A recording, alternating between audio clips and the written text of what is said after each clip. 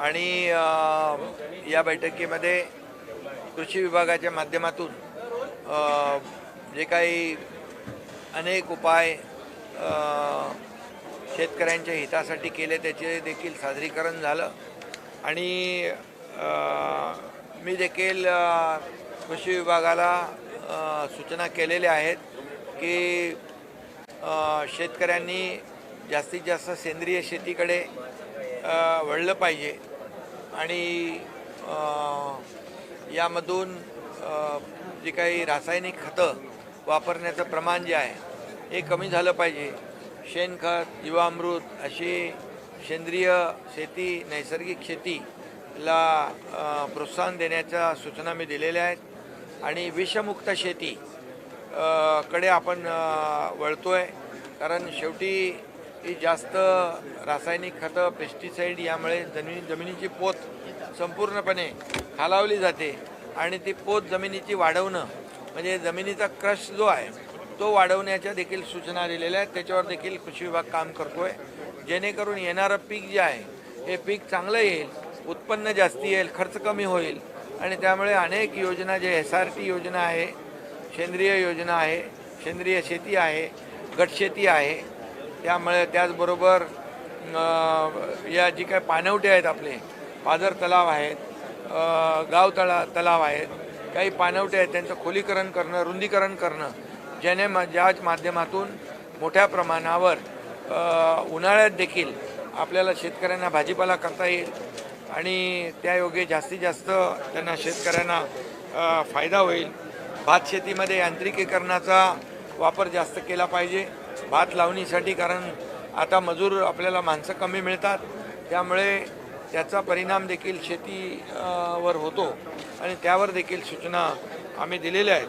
आणि त्याचबरोबर माझी वसुंधरा भागवत काका आहेत, नाम फाउंडेशन आहे, जलतारा आहे, त्याचबरोबर नानासाहेब धर्माधिकारी प्रतिष्ठान आहे, हे सगळे लोक यामध्ये काम करत आहेत आणि म्हणून गाळमुक्त धरण आणि गाळयुक्त शिवार ही जी काही संकल्पना आहे ती प्रत्यक्षात आणण्यासाठी MCHI, क्रेडाई, CSR यांचा देखील यांची मदत घेण्याच्या सूचना जिल्हाधिकाऱ्यांना COना दिलेल्या आहेत. त्यामुळे त्याचा देखील फायदा होईल आणि इथल्या शेतकऱ्यांना त्याचा फायदा होईल.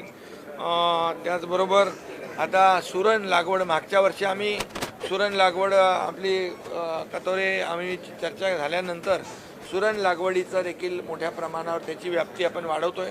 आज 150 शेतकऱ्यांना कंद वाटप देखील केलेलं आहे. सुरणमधून जास्ती पैसे मिळतात. त्याचबरोबर काळी मिरी जी आहे त्याची लागवड झाली पाहिजे, सोनचाफ्याची लागवड झाली पाहिजे, भेंडी आपली एक्सपोर्ट होते त्याची मोठ्या काळी मिरी त्याची मोठी प्रमाणावर एक्सपोर्ट होतो.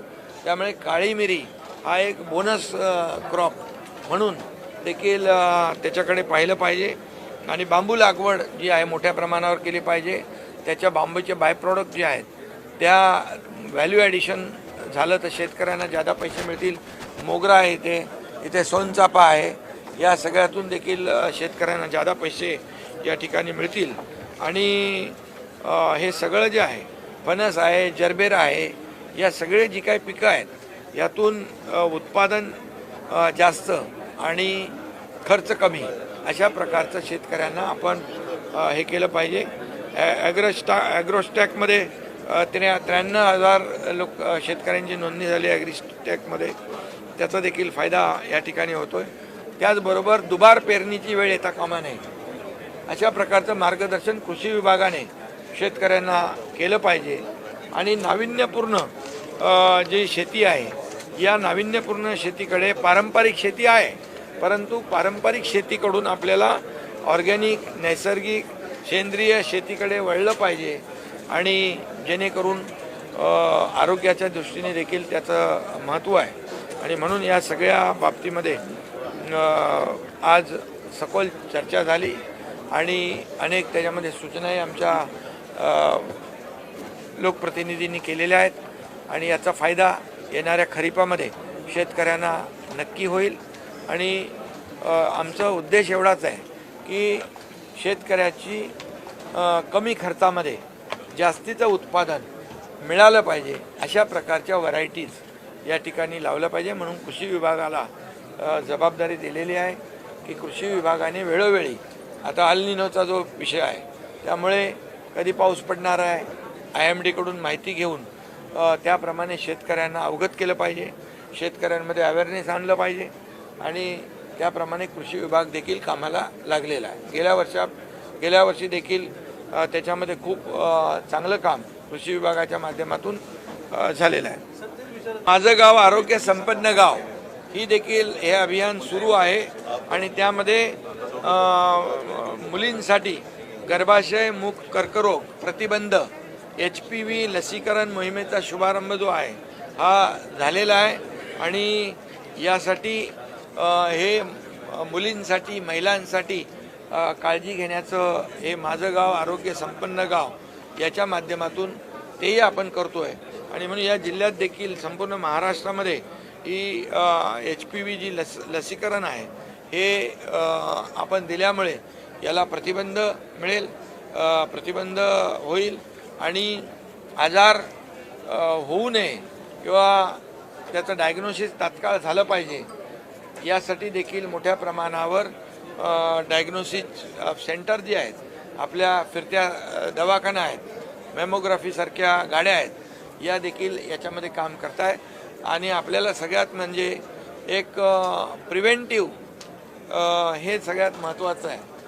अतिक्रमण जे आहे 2011पर्यंतचं ते नियमानुकूल करण्याचा निर्णय सरकारने घेतलेला आहे आणि त्यामध्ये 500 फुटाचे 1500 फुटापर्यंत जी घरं आहेत त्यांना नियमित करण्याचा निर्णय घेतला आहे. 500 फुटापर्यंत त्यांना आपण काही चार्जेस लावणार नाही, परंतु त्याच्यावरच्या लोकांना चार्जेस लावणार आणि त्यामुळे जे वर्षानुवर्ष टांगती तलवार लोकांच्या डोक्यावर होती ती निघणार आहे. आणि हा मोठा निर्णय, ऐतिहासिक निर्णय आमच्या सरकारने घेतलेला, त्याची अंमलबजावणी जिल्ह्यामध्ये देखील काटेकोरपणे करण्याच्या सूचना जिल्हाधिकाऱ्यांनी दिलेल्या आहेत.